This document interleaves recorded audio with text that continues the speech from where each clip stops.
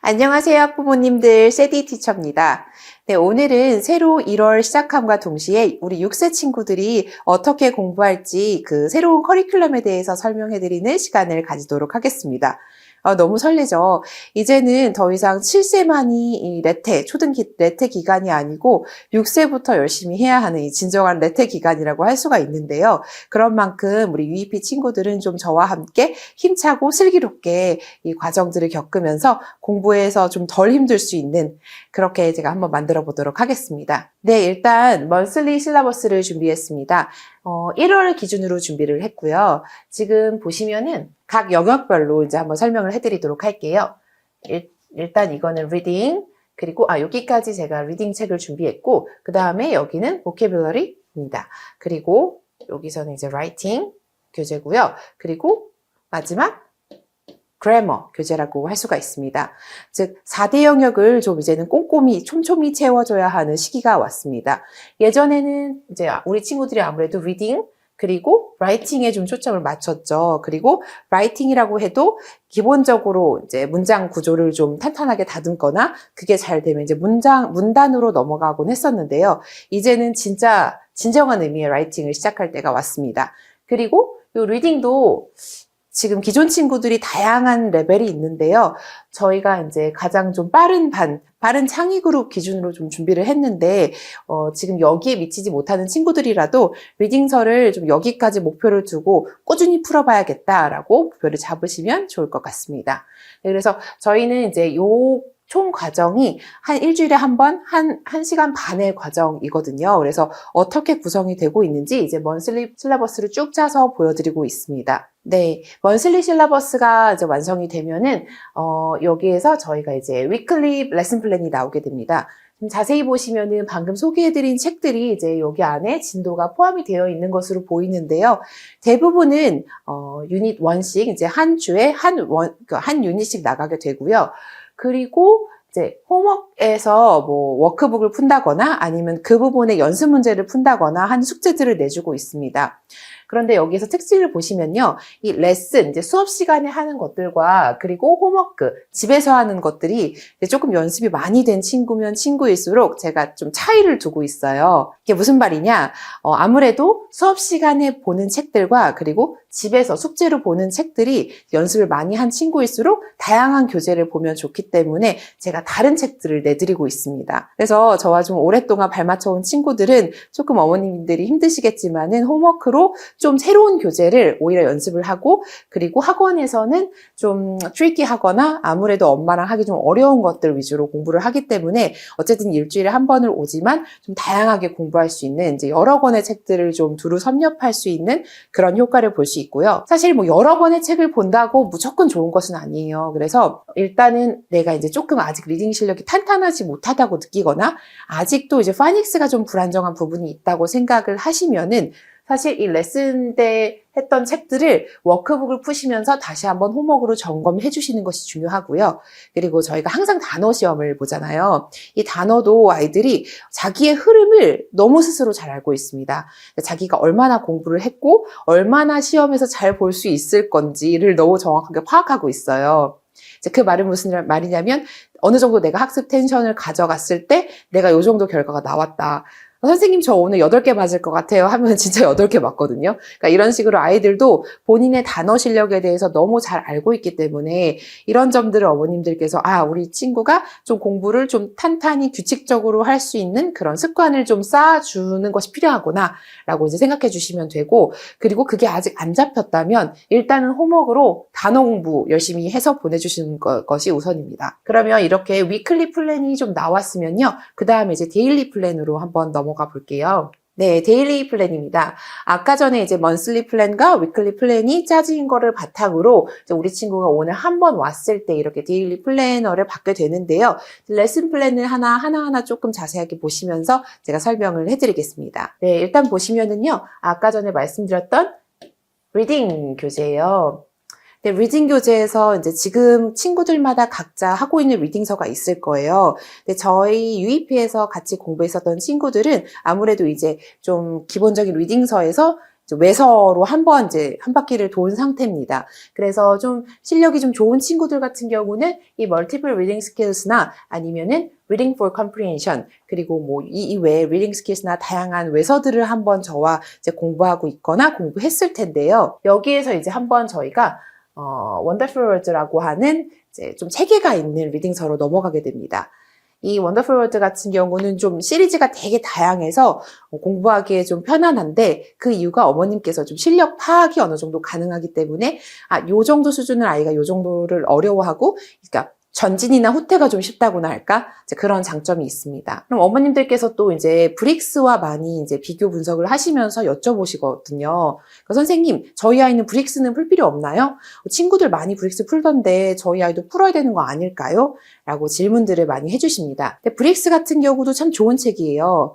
이 책이 좋은 이유는요. 사실 첫째는 단계별로 되게 촘촘하게 구멍 없이 메꿀 수 있고, 또 홈스쿨링이 좀 쉬운 장점이 있고요. 두 번째는 아무래도 픽션, 그러니까 일반적인 브릭스와 그리고 넌픽션이 좀 나눠져 있기 때문에 쉽게 말하면은 내가 공부하고 싶은 영역을 순서대로, 그 숫자대로 나가서 공부를 하고 이제 어느 정도인지 파악이 가능하기 때문에, 이제 종합적으로 말씀드리면은 엄마와 이제 아이가 좀 파악을 하면서 홈스쿨링을 하기 쉽다. 는 장점이 있습니다. 근데 그런 장점 때문에 오히려 학원에서는 어머님들과 이제 브릭스가 필요한 경우에는 집에서 해주시는데, 저는 좀 숙제로 내드리거나 아니면은 뭐 굳이 모든 이제 그런 스텝을 하고 있지는 않아요. 그래서 지금까지 뭐 브릭스를 저와 한 번도 풀어본 적이 없는 친구도 있을 거예요.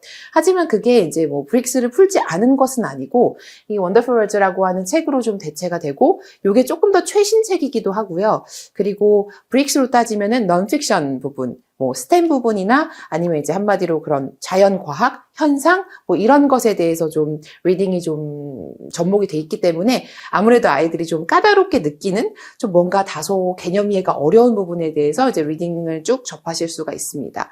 그래서 요거를 지금 프라임 2부터 시작을 하거든요. 그래서 이게 이제 너무 그런 체계화가 잘 돼 있다 보니까 어머님들께서 아이에 맞는 리딩서를 골라주시면 되고, 저 같은 경우는 여기서 이제 시작을 하고 점프를 좀 과감하게 하는 편입니다. 그리고 여기에 맞는 이제 공부를 하게 되면은 아무래도 이 책이 특징이 이제 좀 재밌고 그림도 예쁘고 하다 보니까 너무 신기하고 재밌는데, 좀 문제를 이제 브릭스도 그렇고 이 책도 그렇고 단점이라고 하면 문제 패턴을 아이들이 외워요. 그러니까 뭐 문제 3번 정도 되면 항상 여기서 찾으면 있다더라.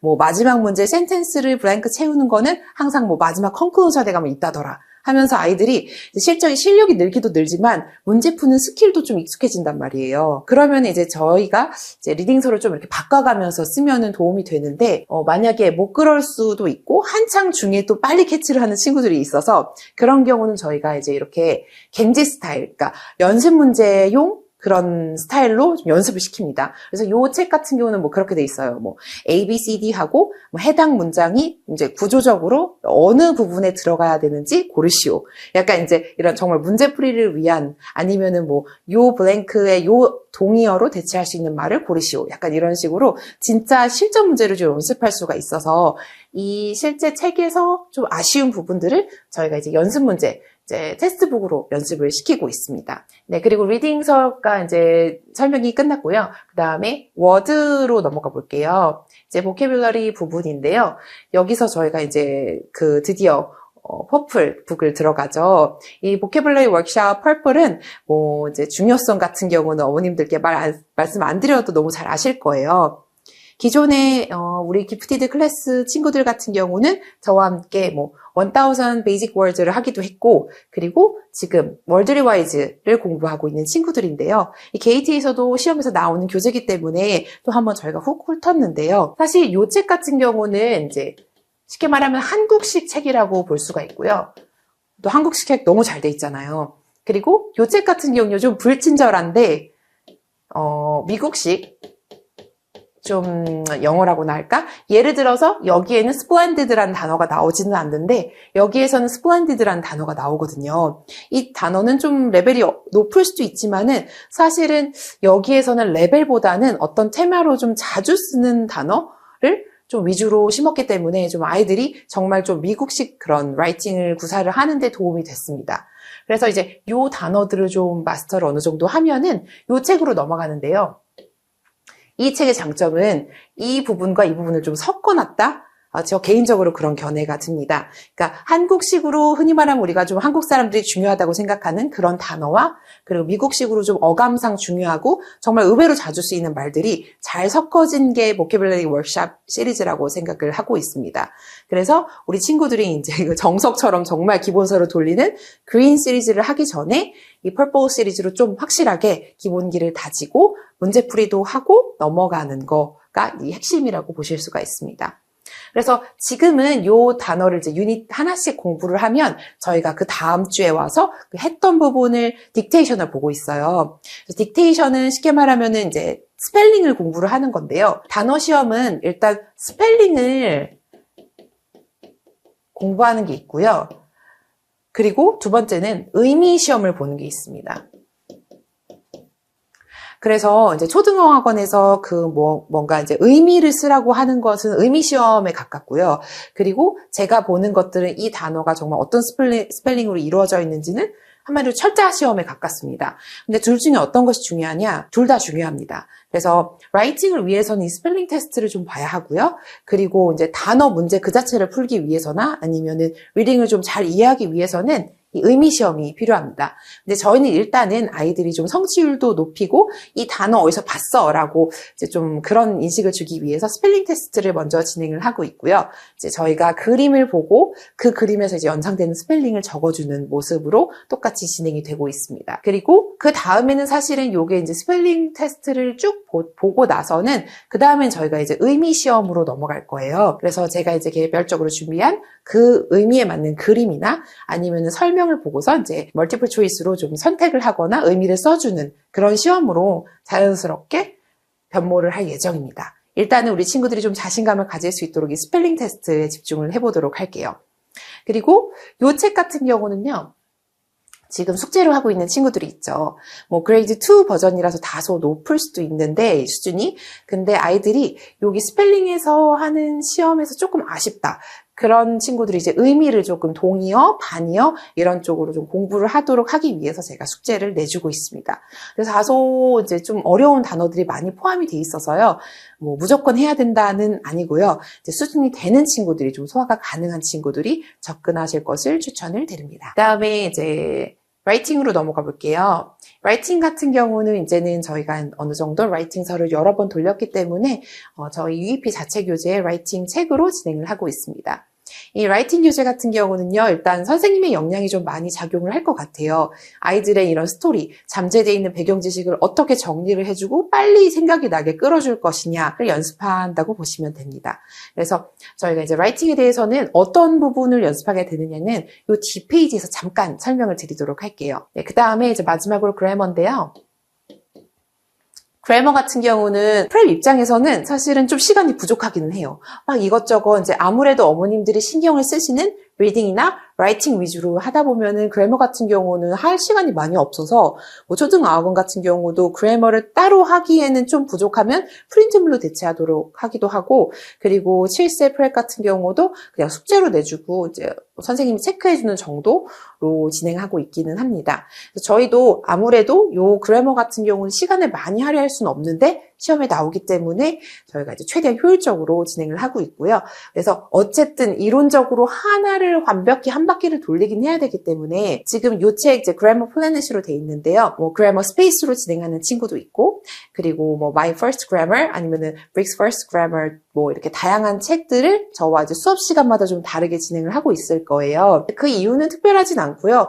제가 그때그때 친구들이 좋아하겠다 하는 책들로 선별을 하고 있는데 어떤 시리즈든 뭐 1권부터 3권까지면 뭐 그거를 한번 완독을 해서 특히 게이트 친구들이 뭐 시간 전치사 같은 거 좀 어려워하거든요. 그래서 장소 전치사는 또 잘하는데 시간 전치사 같은 거 한번 정리를 하거나 아니면은 뭐 불규칙형 동사 같은 거를 스펠링이 틀리지 않게끔 잘 하는 것들은 사실 스피킹에서 아이들이 좀 이렇게 뭔가 그래머적인 지식을 얻지만 한 번쯤은 정리해야 되는 내용이기 때문에 이 부분은 그래머를 이제 하나 책을 잡고 좀 일정 기간 좀 꾸준히 돌려주는 것이 중요합니다.